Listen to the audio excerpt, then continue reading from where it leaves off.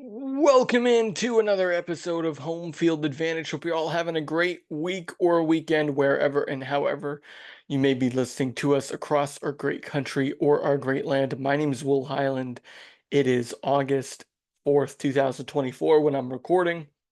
You're probably listening sometime during the early part of the week, but I appreciate you doing so nonetheless. And if you're watching on YouTube, happy to have you there as well. Loaded program ahead of us. We're going to touch on the Olympics and Major League Baseball later on in the show, but we're going to start with my annual quarterback rankings in the NFL. That's something I did last August, first week of the year, first week of the month, first week of training camp, and something that I wanted to continue. So we're going to do that to start off the program, and then we're going to go right into the um, Olympics, which are in full swing with about a week left in it.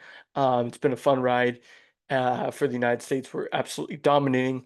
And then we'll finish with the one baseball thought of mine. All right, but where am I going to begin? Okay, we're going to begin with the top quarterbacks of the season heading into 2024. And I just want to put out a disclaimer that these are people who I think are going to start week one. For example, JJ McCarthy in Minnesota could start week one. I'm not sure he's going to. So for the Vikings, I had Sam Darnold. Similarly, for the Commanders, I think Jane Daniels is going to play by some point in the year.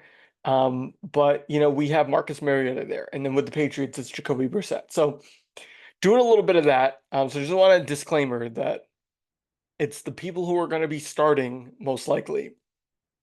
And we'll get a better understanding of this as the month progresses, of course, because training camp will be underway. But this is what I have, okay? And I'm also going to compare to the year before. So just just so we're clear, I did this last year too, and there's a couple names that weren't ranked so high last year that are ranked high this year, and vice versa. So if that's applicable, I'll point that out. But I'm also going to start at the top because I think some people in these lists they start at the bottom, and I mean I don't know. It's just not really something I think the meat of the discussion is really in the top half, so that's where I'm going to want to spend the most time. So I have number one is Patrick Mahomes. Now, look, I mean Super Bowl champion for a third time, going back to back. He's the best quarterback in the league until proven otherwise. So I don't think there's much left to say about that. Patrick Mahomes at number one. Reigning MVP Lamar Jackson at number two. Last year I had Lamar at six. This year he's at two, reigning MVP. Three, I have Joe Burrow. Last year Burrow was two, coming off an injury. He's at three. If he can be healthy, then I think he's a top five quarterback in the league easily. Speaking of health, I have Allen at four. Allen, his best years, I think, are going to be behind him pretty shortly. If he continues to rely on his body as much, he also doesn't have that many weapons in Buffalo that he's used to having, but you got to respect the athleticism. So similarly, I have Allen at four. I have Justin Herbert at five. I think Justin Herbert is going to, I think every year you're waiting for him to be an MVP candidate. Perhaps um, Jim Harbaugh is just what the doctor ordered in terms of getting him to that level. And this is sort of the last chance to make Justin Herbert an MVP caliber quarterback. And I think having Harbaugh there will help. So I have him at five. Six, I have Hurts. Hurts slid a little bit. Last year he was number four. This year he's number six. So we got to respect the athleticism and the ability that he has as a dual threat quarterback. And I think the only thing going against him, though, from a quarterback standpoint, is that the Eagles are probably going to run the ball more now that they have Saquon Barkley. All right, at seven, I have a guy who jumped up a lot, who I don't think a lot of people were thinking about last year as being regarded soon as one of the best in the league. But that is CJ Stroud. CJ Stroud, I had him at 31 last year. All right, he's at 7 now. So I think CJ Stroud is incredibly underrated. And I think CJ Stroud had has a chance to disappoint though, despite being underrated. Like I think last year's performance, rookie of the year performance that he had, bringing Houston to the playoffs, expectations could get pretty high for Stroud, but I still would take Stroud as one of the best quarterbacks in the league. Now, is he an MVP candidate? Like some people are saying, maybe. But I think he's definitely moved himself into the top 10 discussion, and I think that he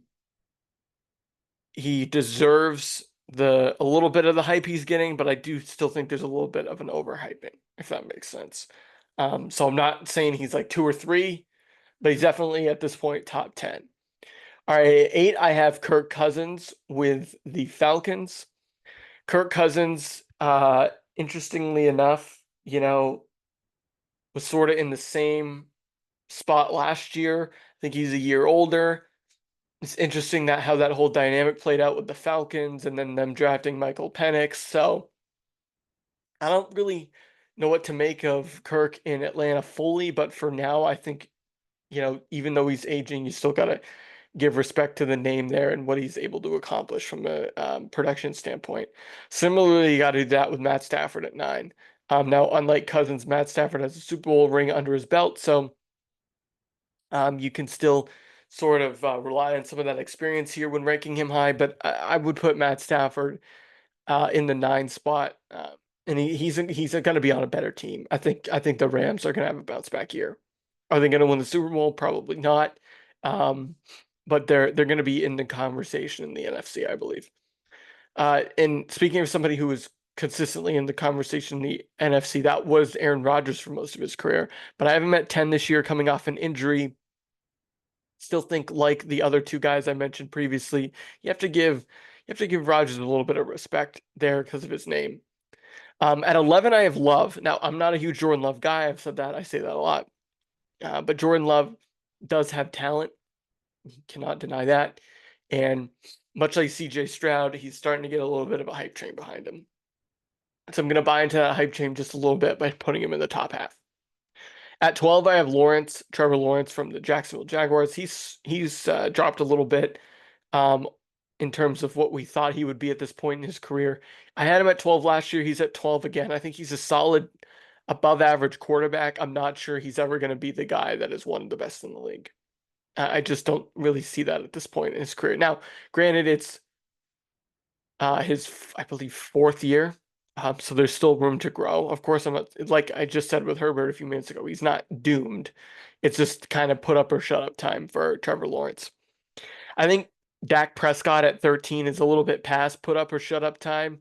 I think again, he's solid top tier quarterback, or maybe not top tier, but middle tier to above average quarterback. He's going to win you games. I don't know how good Dallas is going to be this year. They're going to play a harder schedule. They had a great season last year in the regular season. They held off Philly, but I'm a little concerned about the expectations versus reality for Big D. All right, at 14, I have Brock Purdy. It's weird to have a quarterback who made the Super Bowl be ranked in the middle here. I think Purdy's a little bit of a passenger, but he's still a good, solid quarterback. When people call him a game manager, I think that's silly. I think his job is to manage the game, especially when he has all that talent. Now it remains to be seen if Brandon Ayuk will be at his disposal this year, but regardless, he's still going to have a talented offensive cast around him, considering George Kittle and Christian McCaffrey and Debo are still there, and he's got Kyle Shanahan. So still got Brock Purdy in the top half.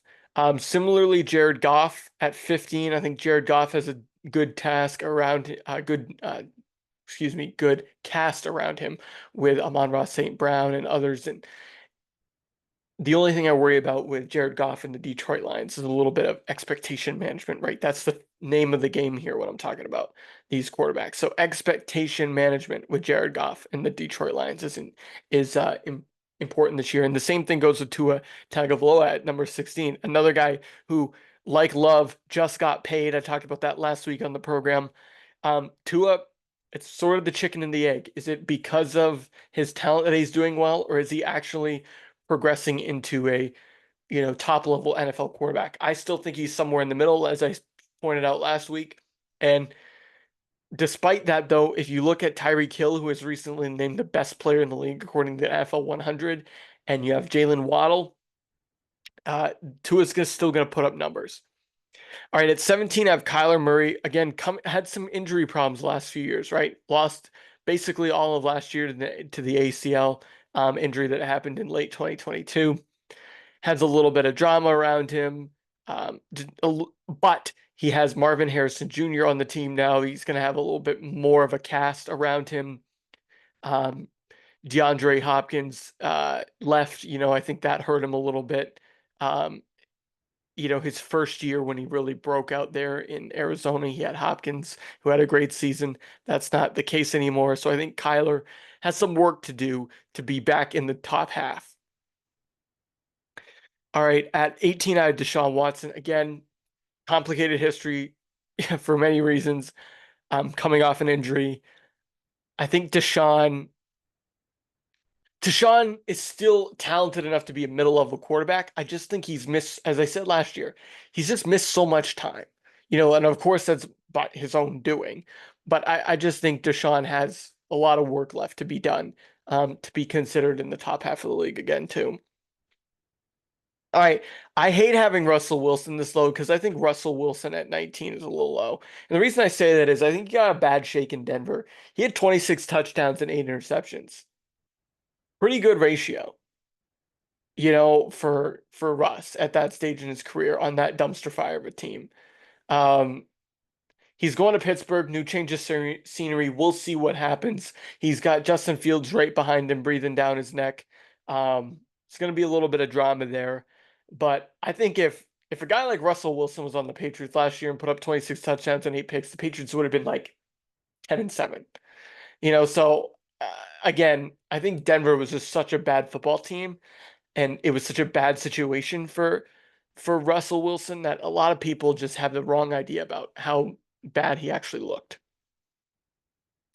All right, at 20 at Baker Mayfield. Now, again, this feels a little bit low because Baker Mayfield led the Buccaneers to a division championship and a playoff berth last season.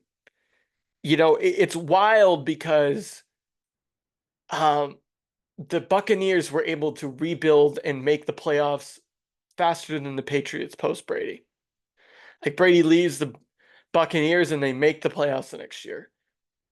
Brady leaves the Patriots. We've had, one bad year with Cam Newton and then a couple meddling years with Mac Jones, and then we're right back where we were with a brand new quarterback. So I got to give Mayfield credit. I don't know how talented his cast is going to be, right? We see the names. We see Chris Godwin and Mike Evans, but they're another year older, another year slower. I don't know what to expect out of Tampa Bay from that end. But I hope it works out in Tampa for Baker. But I have him right in the middle at 20. Lower half, but upper lower half quarterback, if that makes sense. At 21 in the same division, Derek Carr. Derek Carr slid a little bit. Last year I had him around the same spot, maybe a little higher. He's got Chris Olave down there, but I think Spencer Rattler being in New Orleans is a little bit of an interesting wrinkle in that. And we'll see what Derek Carr's shelf life is in the Bayou. Is he a guy that can ascend to really, that division is wide open. We've been talking about this for a while. That division blows. But Carolina's not going to be very good. I don't think Bryce Young is very good. We'll get to him in a second. Tampa will be hanging around. Atlanta's got Kirk Cousins. You think, oh, they're the favorite to win the division now. But next thing you know, you're looking at that division. You've got Baker, who's sort of had a renaissance there. Derek Carr, who's yet to find his renaissance in New Orleans. And then Kirk Cousins, who's coming there looking to help lift a franchise. So there's a lot of interesting quarterback drama in the NFC South. But I got Derek Carr at 21. All right, at 22, I have Gardner Minshew out in Las Vegas. Now, I understand Aiden O'Connell could still play, but I still believe it's going to be Gardner Minshew for the Raiders. I think he is what he is at this point. He's an upper level backup quarterback for the rest of his career. That's, we're going to see that out of guys like Mac Jones, possibly. We're going to see that out of guys like Jacoby Brissett, possibly Marcus Mariota, Sam Darnold, some of these guys that didn't hack it as starters. I think pretty soon we're going to see Daniel Jones in that boat. This is what they're going to do. They're going to bounce around, they're going to grab jobs here or there, but I don't think that he's the long-term answer there. I think you could look at a situation where Shedeur Sanders is going to be in Vegas next year. That's a topic for another show. All right, at 23, speaking of drafting a quarterback high up, the Caleb Williams era in Chicago has begun. I have him at number 23. I don't love him as an NFL quarterback prospect, but I got to respect that he was taken number 1 overall by the Bears. I think the Bears are gambling on that talent. And I think there's a good enough supporting cast there with Moore and others to really give him a nucleus of talent. All right, at 24, I've got Jacoby Brissett with the Pats. Drake May will probably start a game at some point this season, but for now, Jacoby Brissett looks to be where all the arrows are pointing to for the starting job. I think Jacoby Brissett is what he is, right? He's like Gardner Minshew or Derek Carr or Baker Mayfield. This is what he's going to be. He's going to offer a little bit less mistakes than somebody like Mac Jones or Bailey Zappi did. So for that reason, I've got him at 24. At 25, I have Geno Smith. I don't love Geno Smith. I don't know what the Seahawks are doing. They're not going to be a very good team. I know they surprised a few people, last couple of years with some of their production, but I really think they're a team that needs to get in the toilet and get a high draft pick and start over. Especially post Pete Carroll. At 26, I have Will Levis. I don't love Will Levis as a player. I don't. I think he reminds me of those big oversized quarterbacks that just never seem to materialize. Hope it works out for him in Tennessee, but for now I have him at 26. 27, I have Sam Darnold. I don't think Sam Darnold is very good. Don't think he ever has been. Don't think he ever will be. But he's being a bridge in Minnesota until JJ McCarthy's ready, and I think that's exactly what they need to do. I think McCarthy's very pro-ready, and I think he's going into a great situation with Kevin O'Connell and that talented wide receiving group. If you think about Jordan Addison and Justin Jefferson, that's a good place to start if you're a young quarterback like JJ McCarthy, but it looks like they're going to probably have Sam Darnold start unless something changes. It's a battle. Maybe McCarthy's ready. He's certainly played a lot of big games in college. If McCarthy's ready, probably he's higher on this list, closer to Williams. But if it's Darnold, Darnold's at 27. All right, at 28, I have Marcus Mariota. Again, Marcus Mariota is what he is at this point. He's a career backup. I think he probably would have had a better career if he wasn't drafted into an awful Tennessee program, although he did have a couple playoff wins as a member of the Titans, including one at Kansas City back in 2017, I believe. So, the Tennessee Titans world under Marcus Mariota didn't really end well. He bounced around a little bit, ended up in Vegas. Now he's in Washington, where Jaden Daniels will eventually take his job. All right, at 29, I have Anthony Richardson. I don't think Anthony Richardson is going to be bad. I think he still needs to grow. And the same can be said at 30 with Bo Nix. I think Bo Nix is probably going to land pretty hard in Denver. There's a little bit of a battle going on with him and Jared Stidham and Zach Wilson.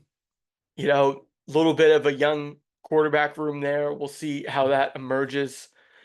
Jared Stidham's a veteran of the group. This is his 6th season, believe it or not. As a Patriots fan, that's wild to think about. But Zach Wilson, is he there to push Bo Nix? We'll see. Bo Nix was drafted pretty high. I like Bo Nix as a player, but I don't think he's going to light the world on fire in the NFL. Let's just say.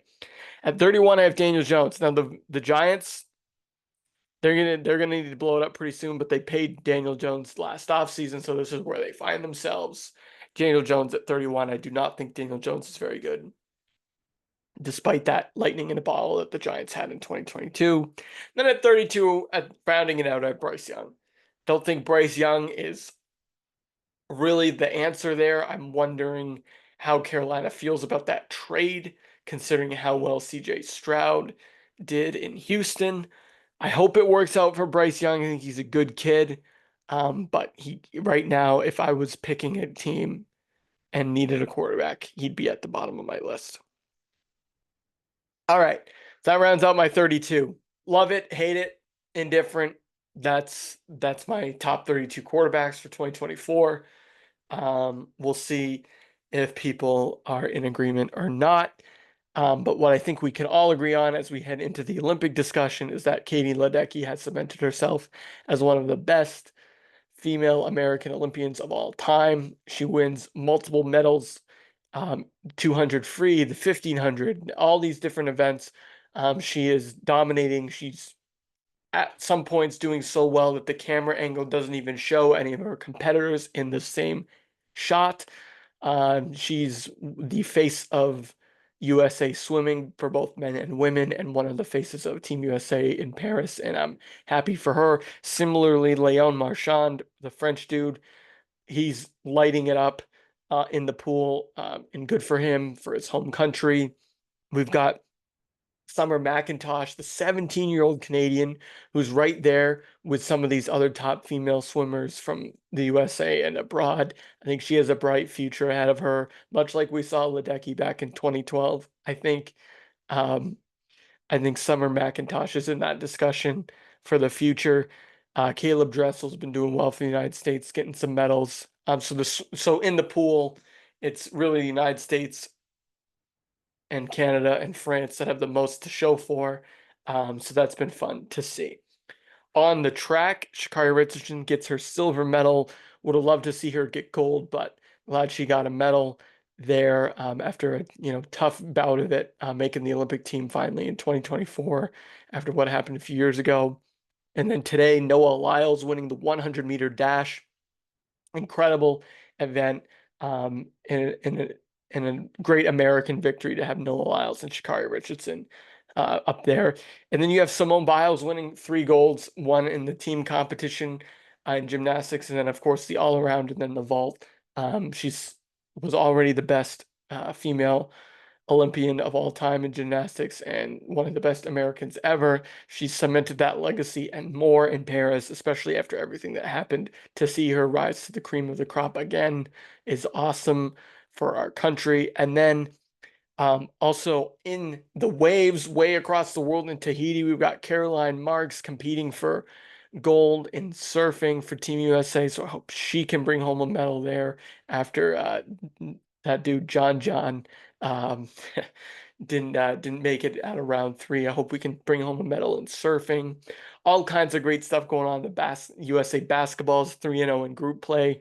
They're gonna play on Tuesday in the quarterfinals. So a lot of great things happening in the Olympics for Team USA. And our medal count. I'm just gonna pull up the medal count to make sure that nobody's winning any medals while I'm talking about this. The medal count right now is wild. We have 19 golds, 26 silvers, 26 bronze, and we have 71 total medals. I'll say that again. 19 golds, that ties us with China. But we have 26 silvers, 26 bronzes for a total of 71 medals. China in the medal count is in second place at 45. We're 26 medals ahead of the next country in the Olympics. We are absolutely dominating the Olympics and rounding out the top 10 in terms of total medals. You have China with 45, France with 44, Great Britain with 37, Australia with 31, South Korea with 24, Japan with 22, Italy with 22, Canada with 17, Netherlands with 15, and Germany with 12. All have double-digit medals. Canada has 5 golds, 3 of which have been won by Summer McIntosh, which is crazy. Um, but the United States is absolutely dominating the Summer Olympics, and it makes me excited to see them come back to LA in 4 years into the United States. All right, ending the show here with a Red Sox thought. Red Sox are playing the Rangers right now. They're right in the thick of it. I don't know. I don't think I've recorded since the trade deadline, but they picked up a few names, right? They ended up winning today 7-2 over the Rangers, but they picked up, a few names, Danny Jansen, Lucas Sim. I mean, they've added pieces on the periphery. They're gonna be right in the mix as it stands right now. They're 6.5 out of the division. And let's see where they're at in the wild card. All right, I didn't have that pulled up in front of me here. The Red Sox are right where I want them to be. They are, where are we? Wild card. They are 3 out of the wild card, but it hasn't been updated yet after their wins. They're at least 2.5, at most, 2.5 out of the wild card. They're chasing the Royals, but they have tiebreakers over the Mariners, and they're gonna have another crack at the Yankees. I don't know if they have another crack at the Twins or the Royals, but they have an opportunity to still push for the playoffs. Houston's right behind them. They're going to have plenty of chances to bury Houston. The Rays are also behind them, but it's really, as I said a few weeks ago, going to be essentially a 4-team race for 3 spots, right? It's going to be the Red Sox. It's going to be either the Yankees or the Orioles, either the Twins or the Guardians, and either the Astros or the Mariners, and then the Royals. So it's going to be basically dependent on who wins their divisions. But then those second place teams, there's going to be 3 second place teams that are right with each other, but then you're going to have the Red Sox and the Astros and the Royals kicking around the Twins if they don't win their division. So not a lot has changed in the wild card and American League standings over the last month. But if I'm a Red Sox fan, which I am, you have an opportunity ahead of you, right? You play the Royals in Kansas City this week. Huge series. Then you play the Houston Astros. Then you get Texas again. Then you get Baltimore. Then you get Houston. Then you have a little bit of breather there with Arizona, Toronto, and Detroit. But September's a gauntlet. You're going to get the Orioles and Yankees back to back. You're going to get another crack at the Twins. So it's all in front of the Red Sox. If they play well, they get hitting, timely pitching. They're a team that I believe can make it. And I'm just noticing that my video feed cut out. So if you're watching on YouTube, I'm sorry, but we're back. But hopefully the Red Sox don't cut out, right? Hopefully they're right there the whole time. I don't want to see an August or September collapse. I want this team, even if they lose on the final day of the season, I want them playing competitive games deep into the postseason, so that, deep into the regular season, so that the postseason is at least in reach, and you're playing competitive games so that your young guys, whether it be Rafaela or whomever else is really pushing for spots next year. Not, I shouldn't say pushing for spots because Rafael is going to be on the team for a while. But I'm saying pushing to become superstars next year, right? That's what I'm looking for. I'm looking for Brian Bayo and Sitting Rafaela, Willie Abreu, Jaron Duran, all these guys to play hard games in the month of September, so that by the time we get to the postseason, even if they're not in it, you have momentum going into 2025 with a roster that's built for the future and built playing a full season where you were competing every day. Because I think sometimes what happens with these prospect teams is, you put a bunch of prospects onto a bad team that doesn't know how to win, and it takes them a while to develop. I want to win and develop young talent at the same time. I think it's something that Theo Epstein always did well here. I think Ben Cherington did an okay job of it. David Dombrowski and Chaim Bloom, complete opposite ends of the spectrum there. But I think you can develop young talent and win baseball games at the same time. All right. That's going to do it for this time on Home Field Advantage. I'm happy that you all tuned in. We'll be back later in the week with another episode. We're going to be diving feet first again into, or head first at this point, into the NFL discussion as we get closer to the start of that season. We'll have more Olympic talk, more Red Sox talk, more MLB pennant race talk. We'll have a odd man rush with Kyle in a couple of weeks here. So August will be a fun month ahead on the program. I look forward to you all checking in. In the meantime, you can like, share, and subscribe wherever you listen to podcasts. That's Spotify, Apple, Google, Stitcher, plenty of other places too. As always, you can also like, share, and follow us on social, both on Twitter and Instagram. But until then, my name is Will Highland, and you have been listening and watching Home Field Advantage.